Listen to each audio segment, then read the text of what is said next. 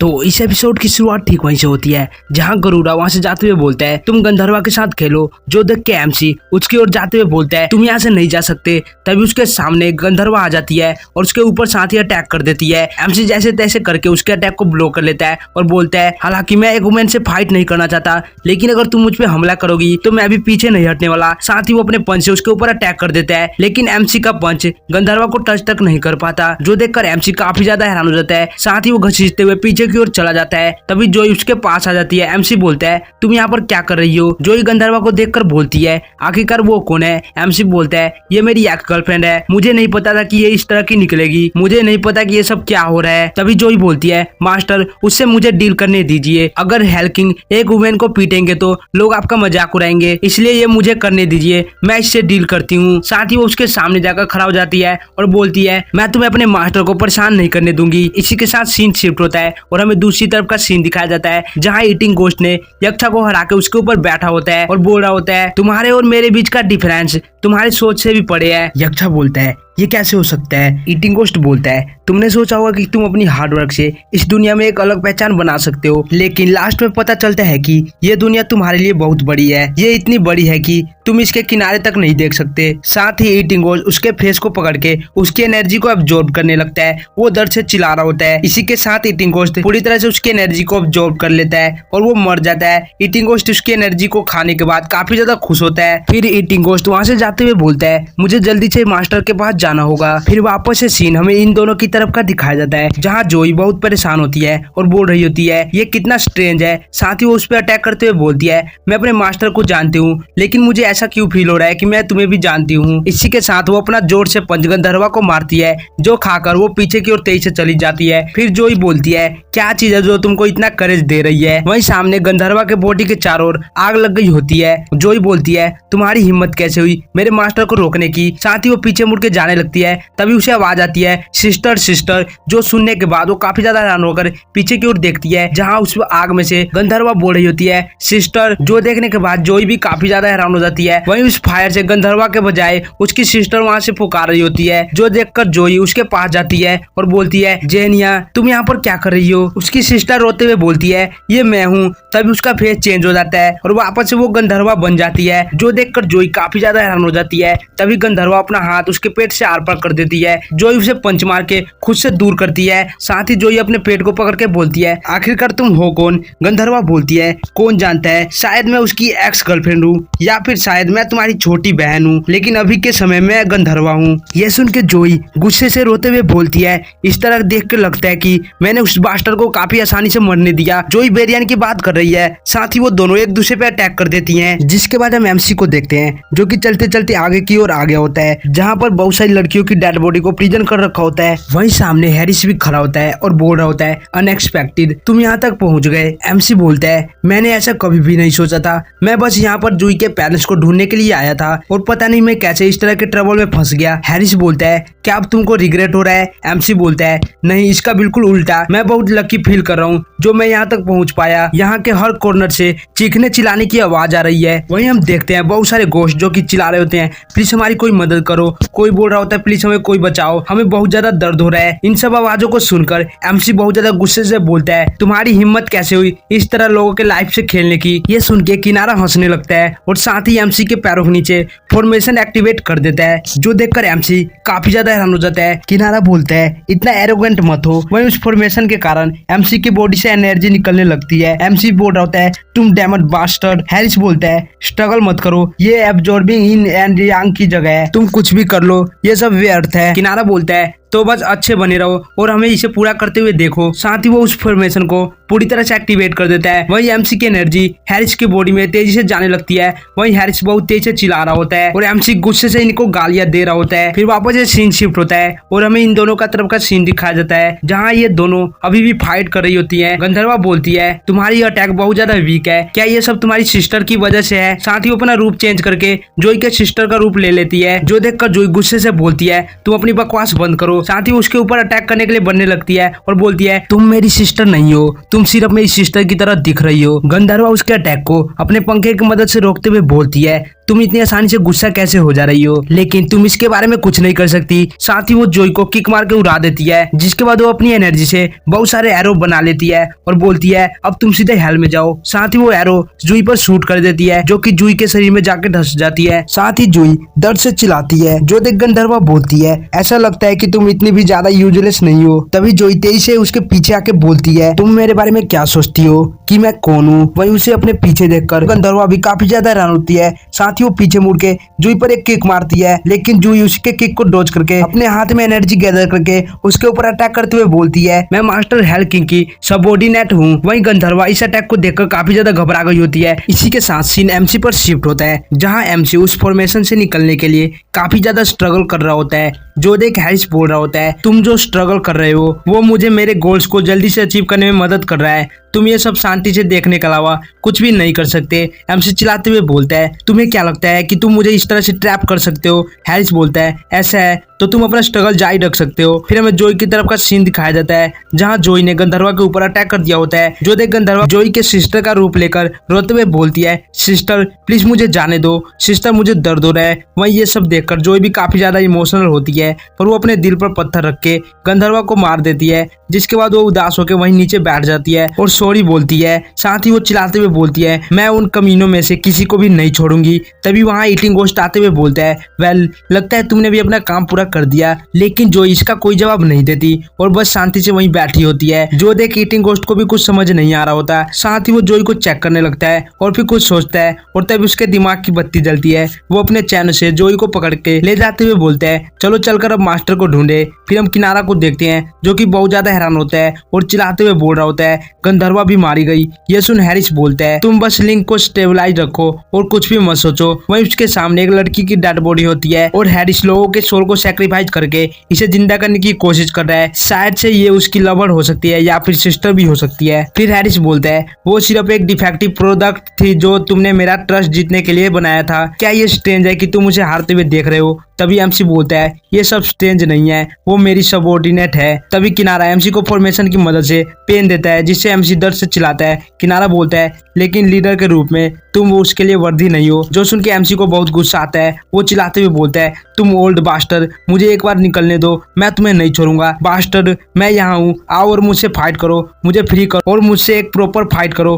किनारा बोलता है तुम्हें फ्री करूं, हा क्या ही मजाक है। एमसी बोलता है तुम किस पर हंस रहे हो। वो बोलता है तुमको जल्दी ही पता चल जाएगा। वहीं दूसरी ओर हैरिस फॉर्मेशन पर बैठकर अपना जो भी विधि होता है वो कर रहा होता है। साथ ही वो बोल रहा होता है जल्दी हम एक दूसरे से फिर से मिलेंगे। फिर हमें उसके पास्ट की कुछ मेमोरी दिखाई जाती है, जहाँ वो सैड होकर खड़ा होता है। तभी वो पीछे मुड़ के बोलता है तुम यहाँ पर क्या कर रहे हो। साथ ही वो अपने बो को भी समन कर लेता है। वहीं उसके सामने गरुड़ा होता है। वो उसे रोकते हुए बोलता है वेट, मैं तुम्हारे लिए मुसीबत खड़ी करने के लिए नहीं आया हूँ, मैं तुम्हारे साथ एक डील करना चाहता हूँ। हैरिस उस पर अपना बो टानते हुए बोलता है बेहतर होगा कि मैं तुम्हें यही मार डालूं। साथ ही वो उस पर तीर शूट कर देता है। जो देख वो हंसने लगता है और बोलता है तुम इसके बारे में एक बार और सोचना और फिर तुम हमारे पास आ सकते हो। वहीं वो तीर उसे लगता है, पर वो सिर्फ एक टैलिस्मान होता है। वहीं दूर से दो बंदे हैरिस को देख रहे होते हैं। उनमें से एक बोलता है क्या उसके जैसा आदमी आएगा। दूसरा वाला बोलता है वो जरूर आएगा, क्योंकि वो उस तरह का आदमी है। नेक्स्ट सीन में हम देखते हैं हैरिस एक बिल्डिंग के सामने आ गया होता है। फिर वो अपने हाथ पर बने हुए मार्क को देखता है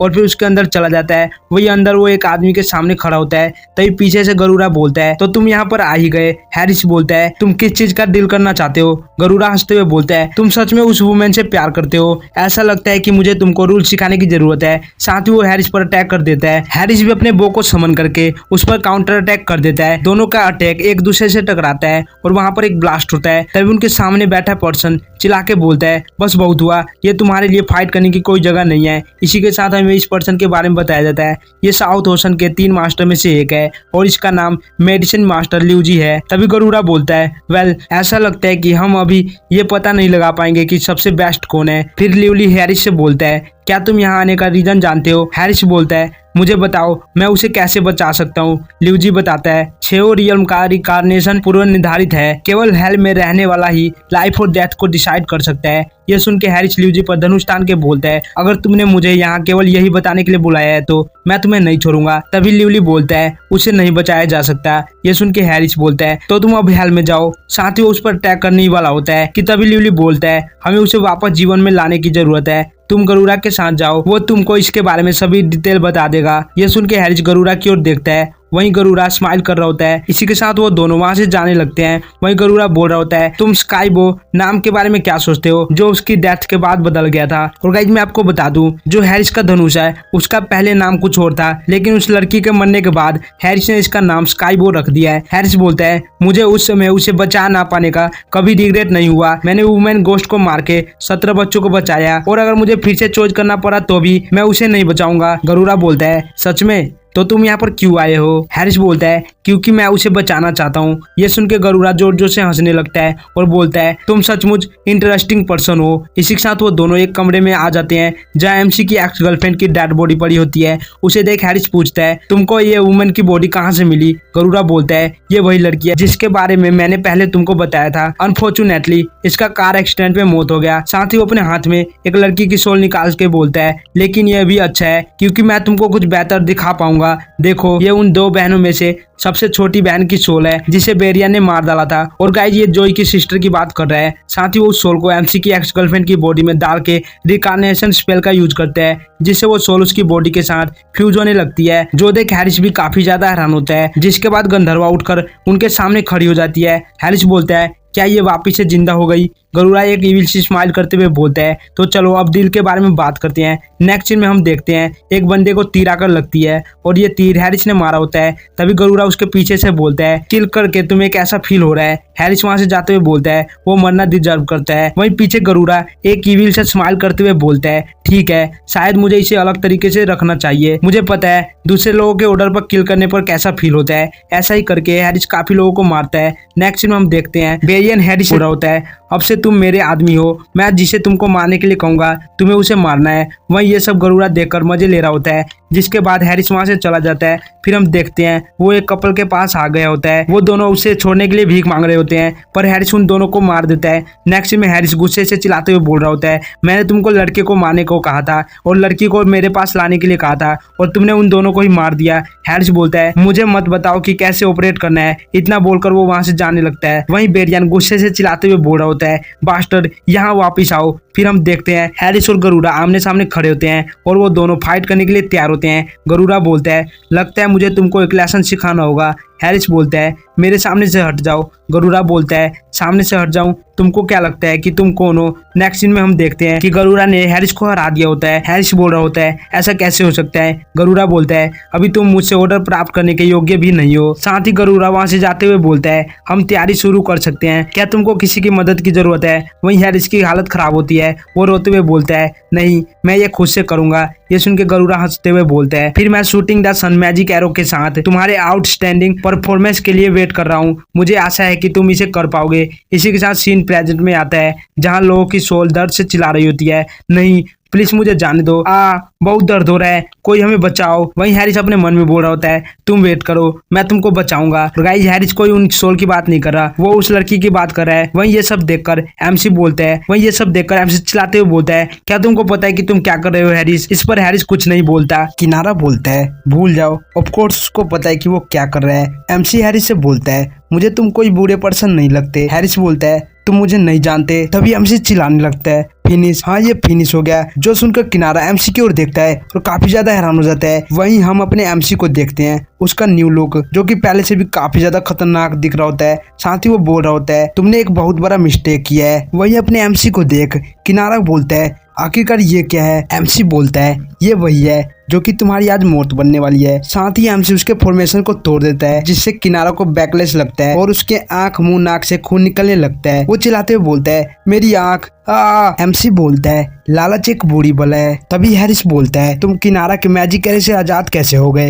एमसी बोलता है, ये मैजिक एरे मेरे स्पिरिट पावर से एक्टिवेट हुआ था। तुम मेरी पावर का यूज करके मुझे कैसे कंट्रोल कर सकते हो? हैरिस उठते हुए बोलता है, पूरी तरह से ये प्रोसेस कंप्लीट होने में अभी भी कुछ समय बाकी है, इसलिए प्लीज शांत रहो और हमारे बीच मत आओ। साथ ही वो एमसी पर अटैक कर देता है, जिसे एमसी आसानी से ब्लॉक कर लेता है और बोलता है, तुम्हारा अटैक तो मेरी सोच से भी कमजोर निकला। तभी हैरिस वापस एमसी पर अटैक करता है और एमसी उसके अटैक को ब्लॉक करने लगता है। साथ ही एमसी बोल रहा होता है, एक्चुअली इन समय के बीच मैंने अंडरग्राउंड सिटी में बहुत कुछ सीखा है। ईटिंग गोस्ट और जॉय के चेंजेस से मुझे रियलाइज हुआ कि मैंने बैटल आर्मर को कुछ गलत ही समझ लिया है। वहीं एमसी साथ ही हैरिस के अटैक को भी डॉज कर रहा होता है। वहीं हैरिस अटैक करते करते काफी ज्यादा थक गया होता है। एमसी बोलता है, तुम्हारा अटैक मेरे सामने यूजलेस है। तभी हैरिस एमसी पर वापस से अटैक करते हुए बोलता है, ये तुम्हारे लिए यूजफुल होगा। लेकिन वो काफी ज्यादा हैरान हो जाता है क्योंकि उसके पंच से एमसी को कुछ भी नहीं हुआ होता। एमसी बोल रहा होता है, क्या तुम सरप्राइज हो? साथ ही हैरिस एमसी से पीछे हट के बोलता है, मैं सच में बहुत सरप्राइज हूँ। वहीं एमसी का बैटल आर्मर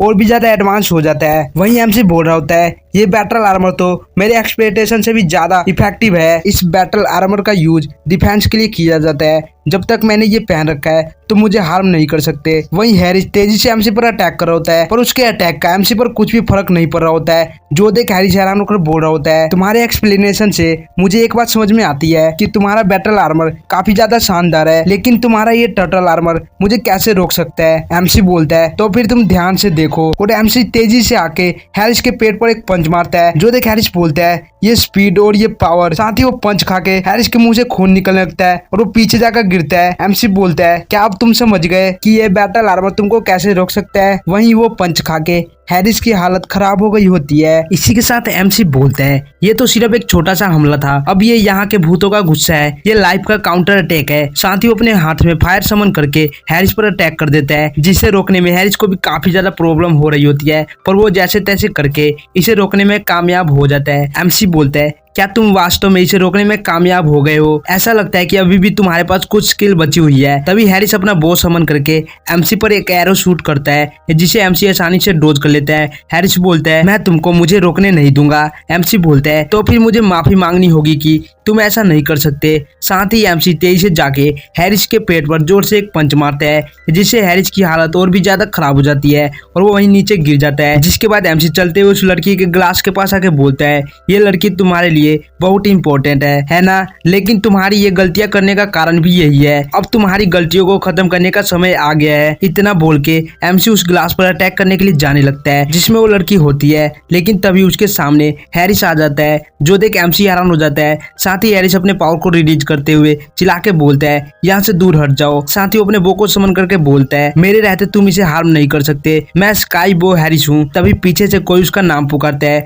जो सुन वो एकदम से सुन सा पड़ जाता है और ये वही लड़की होती है। उसने हैरिस को पीछे से पकड़ रखा होता है। उसे देख हैरिस बहुत इमोशनल हो गया होता है। साथ ही उसके मुंह से खून निकलने लगता है क्योंकि उस लड़की ने अपना एक हाथ हैरिस के शरीर में घुसा दिया होता है। वहीं वो लड़की एक मॉन्स्टर में बदल गई होती है। हैरिस उसके सर को सहलाने लगता है। गाइज, आई थिंक ये लड़की हैरिस की सिस्टर है क्योंकि इन दोनों का हेयर कलर सेम है। इसी के साथ हैरिस बोल रहा होता है, बहुत अच्छा। जिसके बाद वो लड़की हैरिस के शरीर से अपना हाथ निकाल के हैरिस के खून को चाटने लगती है और हैरिस की कहानी यहीं पर खत्म हो जाती है। जिसके बाद वो लड़की पूरी तरह से उस क्लास से बाहर निकल जाती है। वहीं ये सब देखकर एमसी तालियां बजा रहा होता है और बोलता है, नाइस शो। लेकिन पता नहीं क्यों मुझे बहुत ज्यादा गुस्सा आ रहा है। तभी उस लड़की का ध्यान भी अपने एमसी पर जाता है। उसे देख वो बोलती है, यहाँ पर एक और है। साथ ही वो एमसी पर अटैक कर देती है। एमसी उसे डॉज करके बोलता है, मुझे उस बेवकूफ हैरिस की तरह मत समझो। इसी के साथ एमसी उसे एक स्लैप मारता है जो खा के वो पीछे की ओर हट जाती है। जिसके बाद वो पहले से भी ज्यादा मॉन्स्टर में